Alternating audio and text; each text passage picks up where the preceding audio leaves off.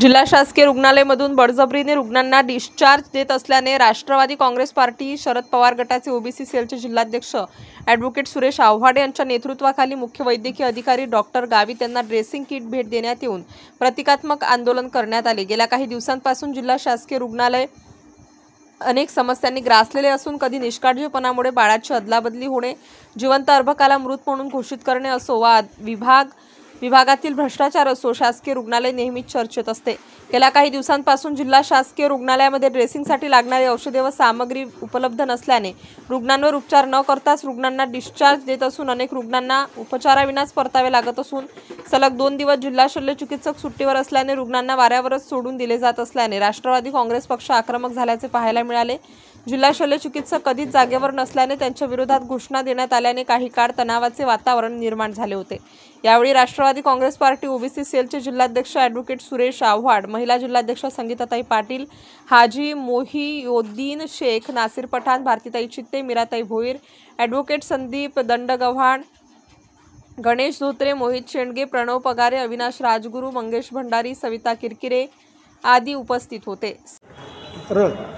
आज आपण बघत असाल तर एकीकडे जागतिक आदिवासी दिन साजरा होतोय, परंतु खरंच अर्थाने या आदिवासी समाजाला आज न्याय मिळतोय का?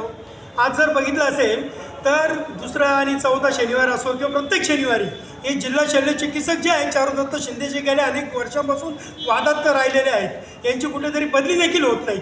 आणि आज शनिवार जर बघितलं असेल तर सगळेच ऑफिसेस बंद आहेत। शनिवार रविवार अक्षरशः हे पेशंट वाऱ्यावर सोडले जातात।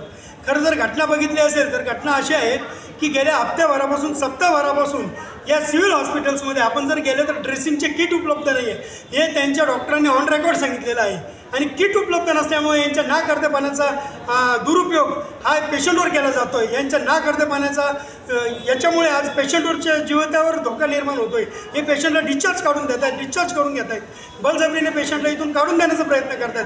ज्या पेशंटची केवळ एकदा ड्रेसिंग करतात आणि सांगतात की तुम्ही जवळच्या कुठल्याही मनपाच्या रुग्णालय असेल, जिल्हा परिषदच्या रुग्णालय असेल, तिथं जाऊन ॲडमिट व्हा आणि तिथं जाऊन तुमचा उपचार करा, अशा भूमिकेत इथले काही जे रेसिडेन्शियल डॉक्टर असतील, CMO असतील किंवा इथले जिल्हा शल्य चिकित्सक देखील त्यात सहभागी आहेत। कारण ज्यावेळेस आम्ही डॉक्टरांची चर्चा केली त्यावेळेस त्यांनी सांगितले की आम्हाला CS ने फोनवर सांगितलेलं आहे की तुम्ही ज्या पेशंट बरे व्हायला असतील तेवढं जास्तीत जास्त पेशंटची संख्या कमी करा आणि त्यांना इथनं काढून द्या। म्हणजे यांचा नाकर्तेपणाला पाहण्यासाठी हे पेशंटच्या जीवाशी खेळत आहेत। आज जर बघितलं असेल तर सर्वत्र एकीकडे लाखो रुपये, कोट्यवधी रुपये या सिव्हिल हॉस्पिटलसाठी खर्च केला जातो आहे।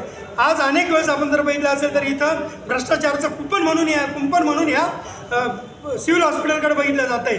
आणि यांच्याकडे एक साधारणतः एक छोटंसं ड्रेसिंगसाठी असणाऱ्या सामग्री इथं उपलब्ध नाही आहे। यासाठी आम्ही एक प्रतिकात्मक आंदोलन म्हणून इथल्या CSला इथून ड्रेसिंगचं किट आम्ही इथं उपलब्ध करून देणार आहोत। आणि येणाऱ्या काळामध्ये जर लवकरात लवकर या लोकांवर जर उपचार सुरू झाले नाही आणि जर कोणालाही बळजबरीने जर काढून दिलं, मागच्या वेळेस आपण बघितलं असेल तर मुलांची अदलाबदली झाली, अनेक मुलं अशा कपड्यात गुंडाळून ठेवण्यात आले आणि सांगितलं की मुलगा जागावला आहे। असे विविध कारणास्तव हे सिव्हिल हॉस्पिटल कायम चर्चेत राहिलेलं आहे आणि याचा आम्ही धिक्कार नोंदवतो आहे।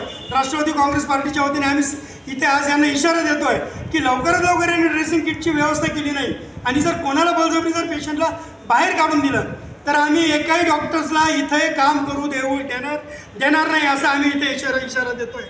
कारण यांचे कोट्यवधी रुपये यांच्या पगारासाठी खर्च केला जातो आणि इथे यांना साधारणतः एक साधं छोटं मेडिसिन्स किंवा ड्रेसिंग किट इथं उपलब्ध नाही आहे। याचा आम्ही धिक्कार। स्टार न्यूजसाठी मोहसिन पठाण, नाशिक।